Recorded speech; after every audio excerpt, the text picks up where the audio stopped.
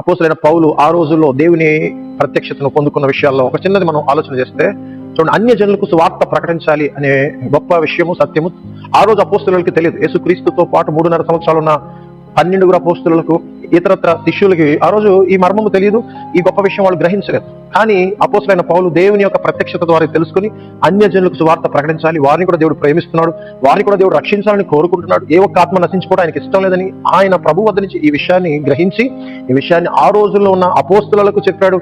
అలాగే తన చుట్టూ ఉన్న అనేక మందికి చెప్పి అన్య జనులకు సువార్తను వ్యాప్తి చేసిన గొప్ప వ్యక్తి. ఖండాంతరాలు, దేశాలు, అనేకమైన ప్రాంతాలు తిరిగి దేవుని సువార్తను ప్రకటిస్తే ఈ రోజు ఆ సువార్త మన వరకు వచ్చింది. మనం కూడా ఇప్పుడు ఆ సువార్తను నమ్మి ప్రభు రక్షణ పొందాం. అంటే పరోక్షముగా లేకపోతే ఇండైరెక్ట్ గా మనకు సువార్త రావడానికి కారణం అపోస్తలుడైన పౌలుని మనం భావించవచ్చు.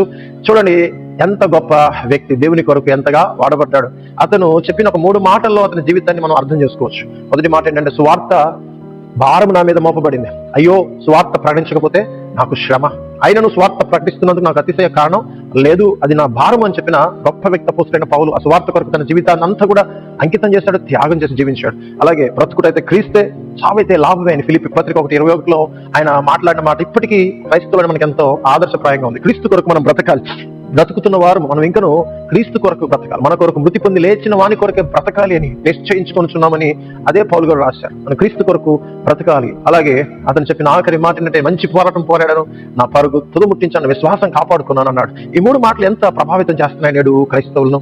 ఆ 3 మాటలు బట్టి మనం కూడా జీవిస్తే అపోస్తలుడైన పౌలు వలె ఈ ప్రపంచంలో క్రీస్తు కొరకు మనం జీవించి క్రీస్తు ప్రభావాన్ని మనం కలగచేసిన వాళ్ళం అవుతాం. ప్రభు సువార్తను ప్రకటిద్దాం, ప్రభు కొరకు జీవిద్దాం, ప్రభు కొరకు మరణించడానికైనా సిద్ధపడే హృదయాలు మనం కలిగి ఉందాం. మన విశ్వాసాన్ని కాపాడుకుందాం, అనేక మంది విశ్వాసంలో స్థిరంగా నిలబడినట్లు జీవిద్దాం, ప్రార్థిద్దాం. అపోస్తలుడైన పౌలుని మాదిరిగా తీసుకుని ప్రభువుని వెంబడిద్దాం.